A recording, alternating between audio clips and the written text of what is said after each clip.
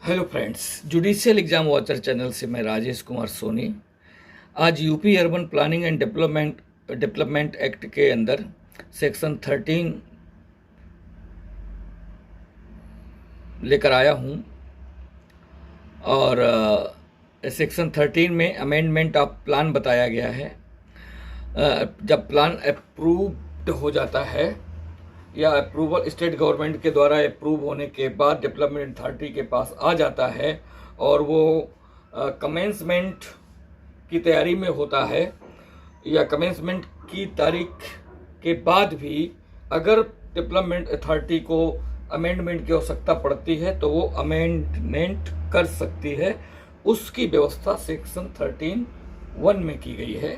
तो UP urban planning and development act के section 13(1) में अमेंडमेंट का पावर डेवलपमेंट अथॉरिटी को दिया गया है और सेक्शन 13 सब क्लास 2 में अमेंडमेंट का पावर स्टेट गवर्नमेंट को दिया गया है। स्टेट गवर्नमेंट की जो पावर्स हैं वो अंतिम है और उसका डिसीजन भी अंतिम होता है। तो यहाँ देखते हैं सेक्शन 13(1) में डेवलपमेंट अथॉरिटी को कितने पावर हैं चेंज करने के लिए, अमेंडमेंट करने के लिए, संशोधन करने के लिए ऐसे प्लान में, मास्टर प्लान में। तो the authority has been conferred power to make any amendment. तो यहाँ ध्यान देने की बात है कि किसी भी तरह का वो अमेंडमेंट करने का पावर उसके पास है in the master plan. Master plan में किसी भी तरह का वो संशोधन कर सकती है, ये पावर दिया गया है उसको। तो मास्टर प्लान में भी कर सकती है या फिर जोनल प्लान में कर सकती है। इट थिंक्स फिट, जैसा भी वो उचित समझती है वैसे वो संशोधन कर सकती है। ये पैराग्राफ 1 है। पैराग्राफ 2 में बताया गया है कि डेवलपमेंट अथॉरिटी क्या नहीं कर सकती है। तो कोई भी अमेंडमेंट कर सकती है, कुछ अमेंडमेंट नहीं कर सकती है। किस टाइप का नहीं कर सकती है वो सेकेंड पैरा में बताया गया है। तो इसमें यह कहा गया है कि the authority can not make such amendment.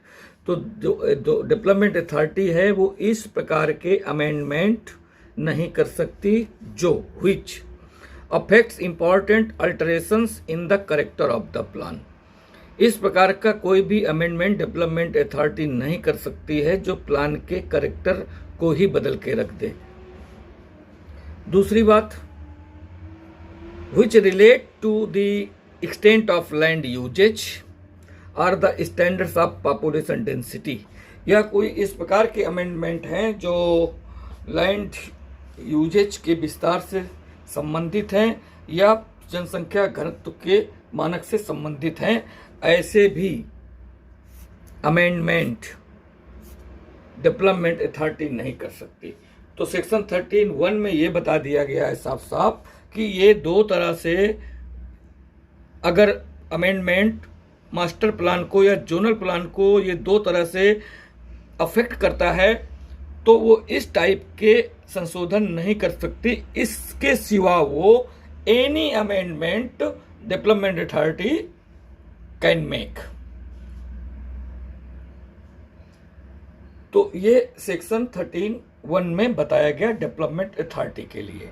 और सेक्शन 13(2) में जो पावर है वो स्टेट गवर्नमेंट को है और उसमें ये बताया गया है कि स्टेट गवर्नमेंट किसी भी तरह के संशोधन कर सकती है इनको भी मिला के। यानी कि अगर इस टाइप के संशोधन करने हैं तो इस टाइप के संशोधन करने का पावर सेक्शन 13(2) के अंदर गवर्नमेंट को दिया गया, स्टेट गवर्नमेंट को दिया गया है।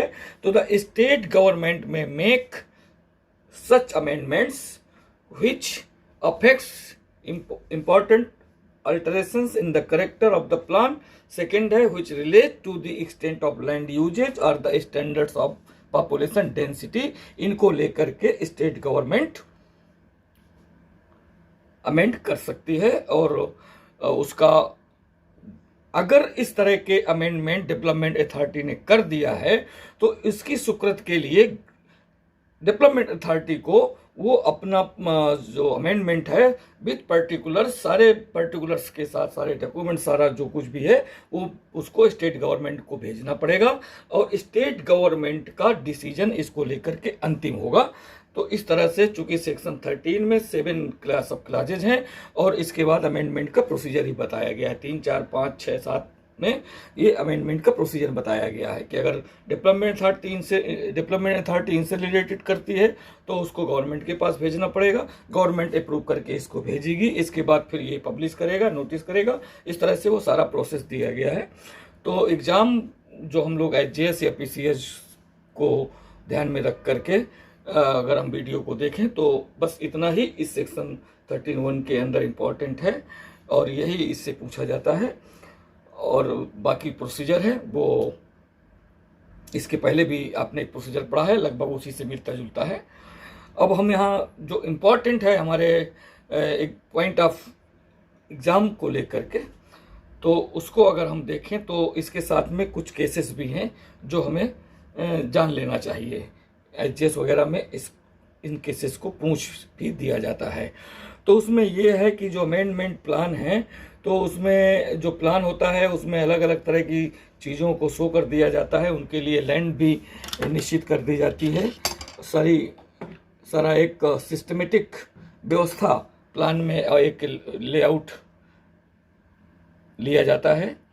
तो इसमें amendment of plan regarding public park को लेकर के है कि अगर पब्लिक पार्क हमारे मास्टर प्लान में ऑलरेडी है, उसके लिए शो कर दिया गया है, लैंड शो कर दी गई है, स्पेस फिक्स कर दिया गया है, लोकेशन फिक्स कर दी गई है, तब अगर उसमें कोई हम चेंजमेंट करते हैं तो क्या स्थिति बनेगी, इसको हमें यहाँ पर देखना है। तो amendment of plan regarding public park को लेकर के केस है, तो ये केस है डीडी ब्यास का। तो इन the case DD Beas of Ghaziabad development authority AIR 1991,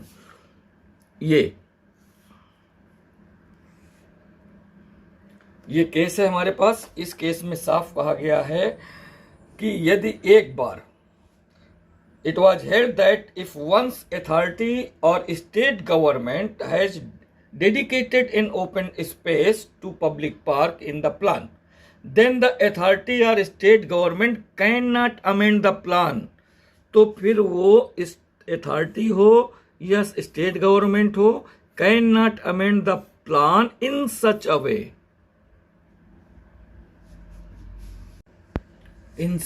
way so that the open space meant for public park is destroyed।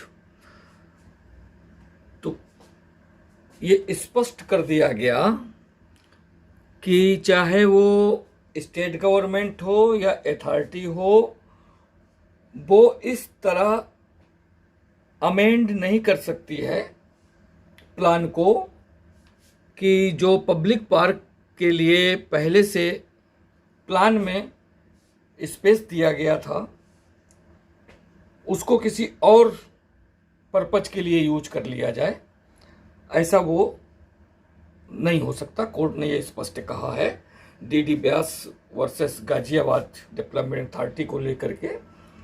Simply है, it was held that if once the authority और state government has dedicated and open space for public park, यदि एक बार उसने कर दिया है in the plan, then the authority और state government can not amend the plan in such a way so that the open space meant for public park is destroyed. तो जो ओपन स्पेस है जो मीन्ट फॉर पब्लिक पार्क के लिए है is destroyed, वो destroyed अगर होता है तो ऐसा अमेंड वो नहीं कर सकती है। दोनों की दोनों नहीं कर सकते हैं, चाहे वो अथॉरिटी हो या फिर स्टेट गवर्नमेंट हो। दूसरा चेंज ऑफ पर्पज को लेकर के है एक केस।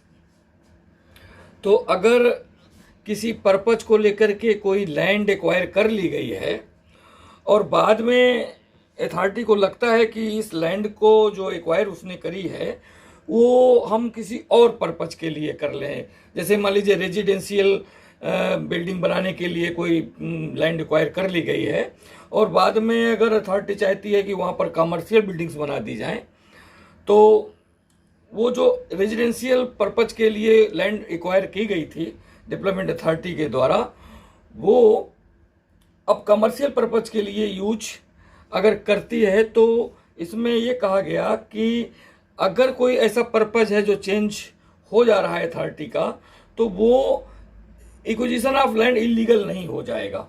तो अगर पर्पस चेंज होता है उस लैंड के लिए तो वो जो एक्विजिशन है लैंड का वो इलीगल नहीं होगा। ये मामला आया त्रियुगीनाथ गुप्ता के केस में, उसको लेकर के ये बनाया, ये एक हेडिंग है the change of purpose not to render acquisition of land illegal. तो अगर development authority acquisition of land के पर्पस के चेंज कर देती है या चेंज हो सकता है, उसको लगता है कि यहाँ पर रेजिडेंशियल नहीं कमर्शियल बिल्डिंग बना दी जाए तो और बेहतर होगा, तो ये जो पर्पस चेंज हो गया ये उस एक्विजिशन ऑफ लैंड को इलीगल नहीं बना देगा। ये बात आई in the case of Triyuginath Gupta versus state of UP, 1985 का केस है ये। तो इसमें यह कहा गया कि that the change of purpose, it was held that the change of purpose for which the land was acquired by the development authority will not render the acquisition of land illegal। तो वो acquisition of land illegal नहीं होगा, नहीं बन जाएगा। यानी कि पहले कोई चीज लीगल है तो फिर वो इलीगल नहीं हो जाएगी। Will not render the acquisition of land illegal, acquisition of land को इलीगल नहीं बना देगा अगर पर्पस चेंज हो जाता है। ये कोर्ट ने भी कह दिया, लेकिन कोर्ट ने इसमें स्पष्ट किया, आगे इसने कहा कि इलीगल तो नहीं होगा लेकिन उसके लिए आपको कुछ करना पड़ेगा। वो क्या करना पड़ेगा? The honourable court further hold that the master plan should be amended. आपका पर्पस चेंज हो गया है, अच्छी बात है। आपका एक्विजिशन ऑफ लैंड इलीगल नहीं होगा, तब इलीगल नहीं होगा जब आप पर्पस के चेंज होने से आप उसी अकॉर्डेंस आप प्लान को भी अमेंड कर देते हैं तब। तो ये बात आई कि honourable court further hold that the master plan should be amended accordingly. तो उस अकॉर्डिंग आपका मास्टर प्लान भी आप उसको अमेंड करना चाहिए। If the master plan was not amended in accordance with the provision of section 13, जो कि सेक्शन 13 में मास्टर प्लान के अप्रूवल के बारे में बताया गया है, तो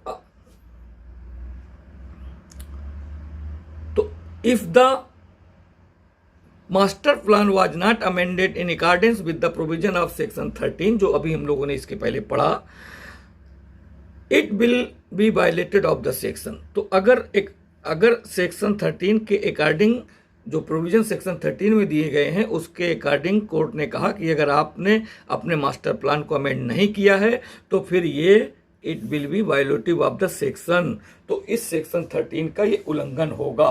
तो पर्पस चेंज होने से एक्विजिशन ऑफ लैंड इलीगल नहीं हो जाती यदि आप उस पर्पस के अकॉर्डिंग ही मास्टर प्लान को भी अमेंड कर लेते हैं। तो कोर्ट ने कहा कि लीगल नहीं होगा बशर्ते मास्टर प्लान को अमेंड किया जाना चाहिए। Master plan should be amended accordingly. और यदि आप नहीं करते हैं, if the master plan was not amended in accordance with the provision of section 13, तब it will be violative of the section 13। जो सेक्शन है उसका वो वायलेशन हो जाएगा। तो इस तरह से ये अमेंडमेंट ऑफ द प्लान है। और अगर आपको मेरे वीडियो हेल्पफुल लगते हो तो आप इसे सब्सक्राइब कर सकते हैं, लाइक कर सकते हैं, कमेंट कर सकते हैं। और अगर